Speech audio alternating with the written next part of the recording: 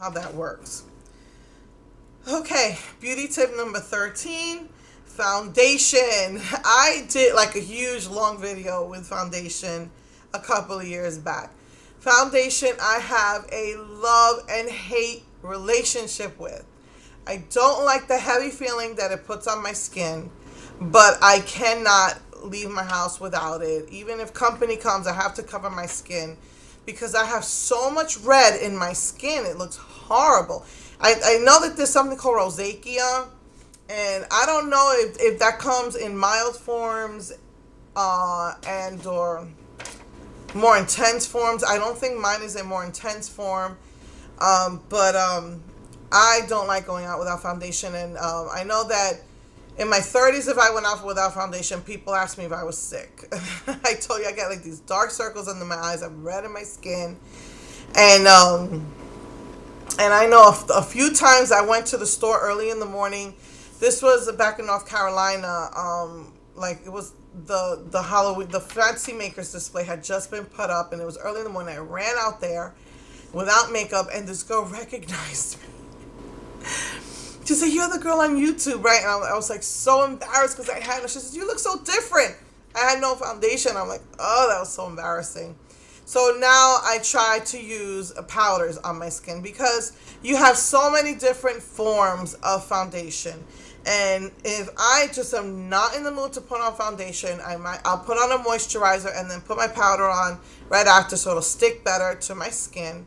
If I know I'm just going in and out, or I'm just not feeling all that great, whether I'm sick or not, I'm just so tired. If I'm not going anywhere like important, I will just put on like powder, and you don't get a lot of coverage that way. But that's what I'll do. But most of the time, I try to use a good full coverage foundation.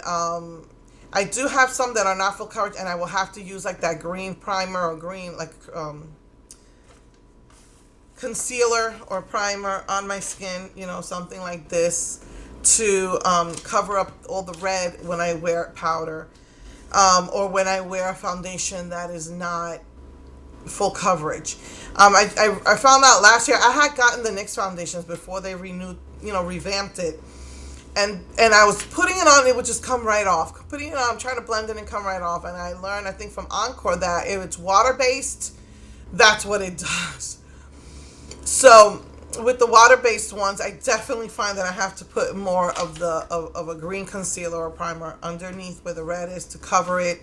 I also found out I had purchased, I think Encore had recommended that you purchase the Smashbox.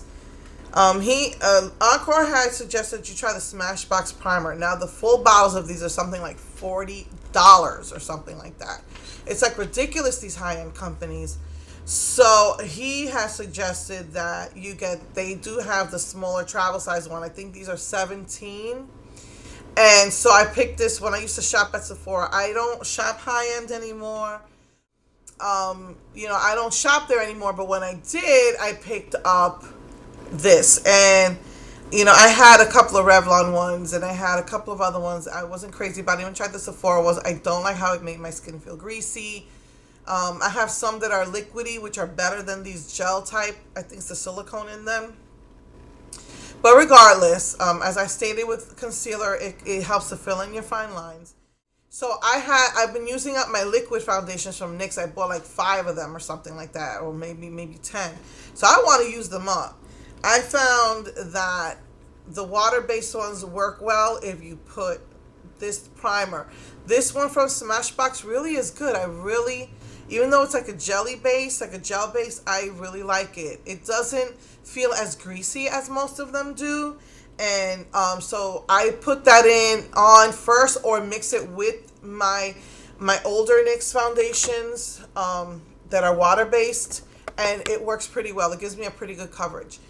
Again, if you live in a hot, humid place where your face melts off, I would not recommend a water-based foundation because it's just going to sweat right off. But I found my older Mary Kay foundations work pretty well, and so does the Revlon Color Stay. Works really, really well. And that's what I find I've been using here in the summers is my color stay. I have an older color stay that was drying. Again, I mixed it with a little bit of this, and it was great. So your foundations will sometimes come with SPF, which I think is a plus. It's probably going to be more expensive that way, but you know, you have your liquid foundations, you have your cream type foundations, you have your stick type foundations, you have your mineral powder foundations, which I find are very good. They work very well for me too. My Mary Kay ones usually work very well for me, except in the summer. For the mineral powder foundations, I really like the powder foundations. If you have greasy, oily skin, the powder foundations feel so much better, and I used to use that in the summer all the time until I moved here where I needed the color stay. And then I would wear my liquids in the winter, but now it's the other way around. I have like 2 more, I think, jars of the powder. I will use that in the winter, and then use again my color stays in the summer.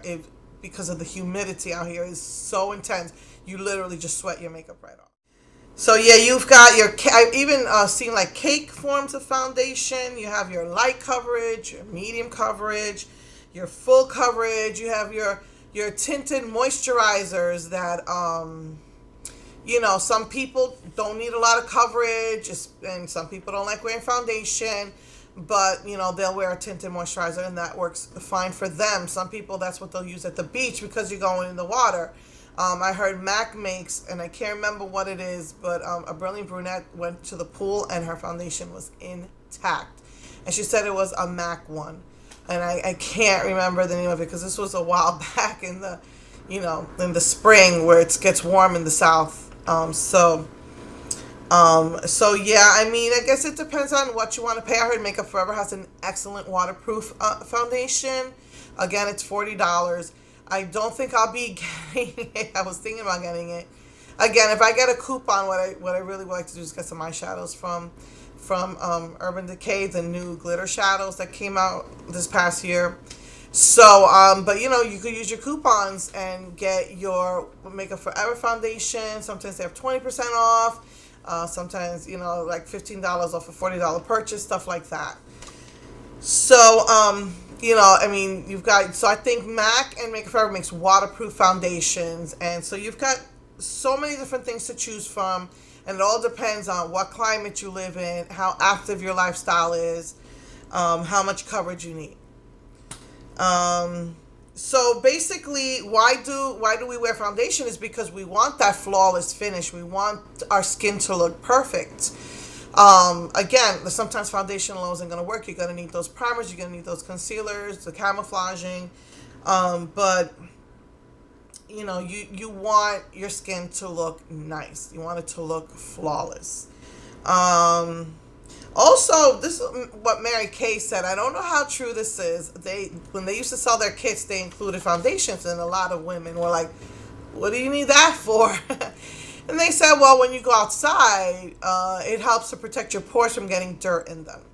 I know now I don't sell their foundations with their skincare kits anymore, but back in the 90s when I started selling it, that was the deal. So it supposedly can, according to them, you know, protects your pores from getting dirt and oil from the street. So, and also if you do have large pores, supposedly primers are supposed to fill in your pores the same way they would fill in the fine lines. For some reason with me, I felt like it made my pores look stronger. So, but you know, primers are supposed to keep putting it on under the foundation, is supposed to keep it from sinking into the pores and giving you that look. So, I mean, there's foundations that just give your skin a perfectly flawless look, but usually it's with primers and powders on top. So yeah, I found that the new mineral powders the one from Mary Kay gave me a really, really good coverage that surprised me. And again, if you put a primer underneath or like a colored concealer or whatever to cover the red spots or whatever, it made my skin look like great, you know, like perfectly even toned. It was wonderful. And the thing also I like about powder, again, I don't like foundation because it just makes my skin feel so heavy, like it can't breathe. But the mineral powder foundations didn't feel that way. It was great. So, you know, you could just go out there and, you know, see what you like. Again, depending on your climate, if you live in a really, really humid place, you're probably going to have to look for really good coverage, maybe some type of waterproof liquid foundation, or cream. Creams, they say, are better if you're going to the pool. If you live in a more cool place and you don't like that feeling on your skin, you might try powder foundations. And then, of course, you're supposed to set it with a powder. The loose powders kind of just set it. The pressed powders are a little bit more heavier than that. I think they have oil in them. You know, you could use the little puff and just press it in, or use a brush for the powder, and that's supposed to set your makeup. And also you have things like finishing sprays that set your makeup. You also have, usually this is found like in makeup theater shops, makeup shops. You have your liquid set like from Ben Nye, which it's waterproof. You spray it on your skin and it'll be waterproof, and it shouldn't come off. I've only used this a few times, but really it was to set eyeliner. I did do the NYX one for the summer, again, because I don't like that feeling of your skin not being able to breathe.